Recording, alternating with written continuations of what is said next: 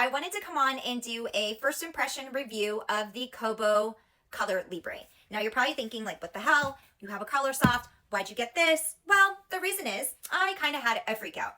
I was not aware that February 26th, Amazon stopped the ability of letting us consumers download the books that we paid for. Did not freaking know. So I did not download my books before that date. So I panicked, I freaked, I started doing research, I, fell down the rabbit hole. And you guys, when there's a will, there's a freaking way. I found amazing tutorials, amazing resources. I've tried it, tested it, but we can talk about that another time because it's pretty extensive and I'm trying to keep this video short for you guys. But right off the bat, I think it depends on what kind of reader you are. Now, if you tend to purchase your books like I do, I think the Kindle might be a way to go. You have Kindle Unlimited, you have Audible, you have access to almost every single author and indie author, and the price point is an easier pill to swallow.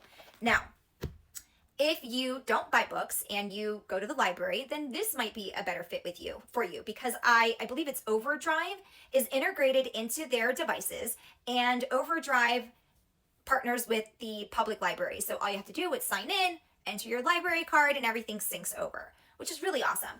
Now, when I compared, their e-stores, the prices are much higher.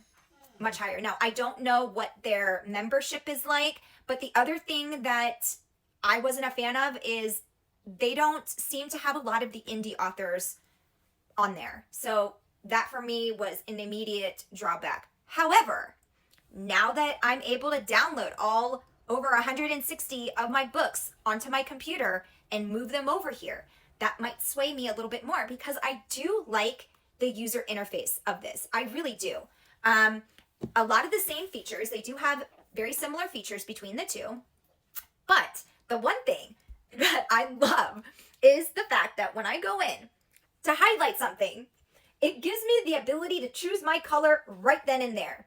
I don't have to highlight it with whatever color I last used, then go in and edit it like I do here. Why can't I do that on my Kindle? Why haven't they updated that? That seems like such a simple thing, but whatever. What do I know? So yeah, that to me is a huge plus immediately. The other thing another feature that this has that the Kindle doesn't have is the ability to annotate. It's like writing with a pen right on the page. I love that. Now, I haven't utilized that because I didn't get the pen, but I am getting it. And once I do, I'm going to play around with that because that to me seems like so much fun. I know that with like the Oasis, which is like Amazon's version, I know you can do that, but it's a little bit bigger and it's a lot more expensive. So, and these are very similar in price. So those are, kind of my first impressions right off the bat. Now, I'm going to play around with it a little bit more. Once I get all of my books onto here, I'm going to use this as my main e-reader. And then in like a week or two, I'll come back and give you guys like a full review. Now, if you would like for me to share what I've learned about how to like download your books onto your computers, it doesn't matter if you have a PC or a Mac. I was able to test it on both. I found it a little bit easier on the PC side.